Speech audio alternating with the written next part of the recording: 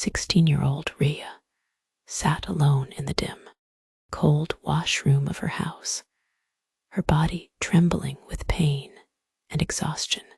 The sharp scent of blood filled the air, mixing with the sickening fear that gripped her chest.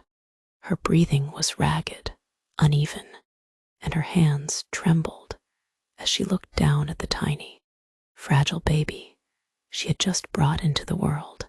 A weak cry escaped the newborn's lips, barely audible above the pounding of Rhea's heart.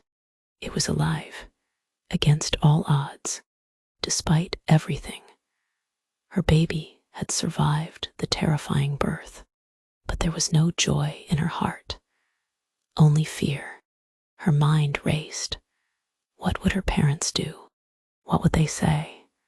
She was just 16, unmarried, and living under the strict rules of her Indo-American family.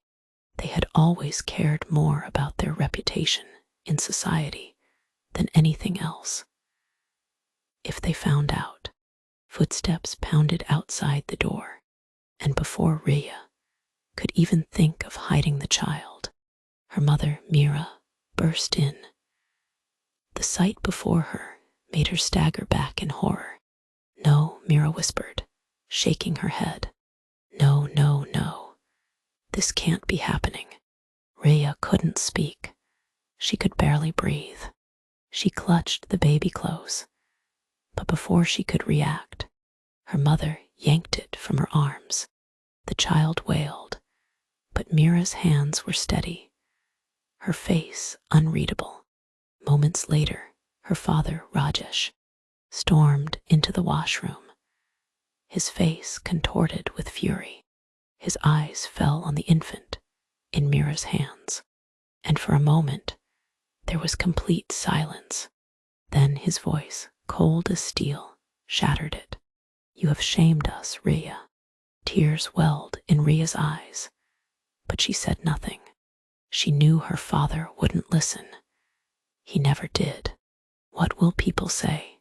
Mira hissed, glaring at her daughter. "What will they think of our family?" Rhea shook her head, pleading. "Please, just let me." Rajesh turned to Mira. "Take care of it." And just like that, the decision was made, before Rhea could stop them. Her mother wrapped the baby in a cloth and walked out of the washroom. She followed in a daze, her feet heavy, her heart pounding so loudly she thought it might explode. She watched in horror as her father picked up a shovel and walked toward the backyard. "No," she whispered, but her voice was drowned out by the night air. Her mother held her back as her father dug a hole in the dirt. Rhea struggled, but Mira's grip was ironclad. Then, without hesitation, Rajesh placed the bundle into the hole. The child was still crying. A fresh wave of horror washed over Rhea as she realized what was happening. "No, stop, it's alive, please," she screamed, thrashing against her mother's hold. But the dirt was already being shoveled back into the hole. The cries became muffled. Then, finally, silence. Rhea collapsed to the ground, sobbing. The following days were a blur. Her parents told her the baby had been sent to an adoption center, to a good home where it would be raised properly. "It's better this way," her mother had said. Rhea tried to believe it. She clung to the lie like a lifeline, forcing herself to imagine her baby being cared for, loved, safe. But something inside her felt wrong. Her parents refused to speak about it. Any time she asked, they changed the subject or grew angry. And then one night, the truth slipped out. Her father was furious about something. His voice echoed through the house, his anger directed at Rhea. "Do you think you deserve sympathy after what you did?" After what we had to do. Rhea froze. What do you mean? Her father sneered. You're so naive. You really think we sent that bastard child to some adoption center? He let out a hollow laugh. We buried it, right there in the backyard. Rhea's world spun.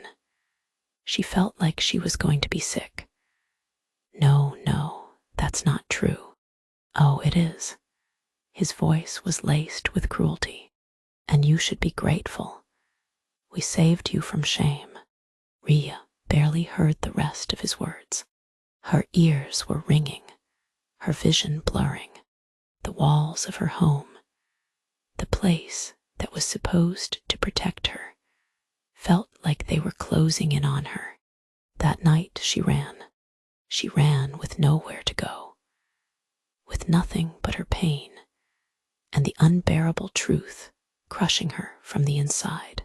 But there was one place left, one person who might listen. Her school counselor, Mrs. Dawson, had always told her she could talk to her, and for the first time, Rhea believed her. With tears streaming down her face, she burst into the counselor's office the next morning, her words tumbling out in a broken mess. Mrs. Dawson didn't hesitate. She called the police immediately. The investigation began swiftly. Officers arrived at the house with search warrants. When they started digging in the backyard, Rhea couldn't bear to watch. But when they uncovered the tiny, decomposed remains, she knew the truth would finally come to light. At first, Mira denied everything. She claimed she had no idea about her daughter's pregnancy, no idea about the burial. She pleaded with the officers, insisting she was innocent. But as the investigation deepened, as the lies unraveled, the truth slowly emerged. Under mounting pressure, Mira broke. She confessed that she had been involved in burying the child, that she had lied to protect Rajesh and the rest of the family. Her initial refusal to accept the truth crumbled, and soon the full horror of what had happened was revealed.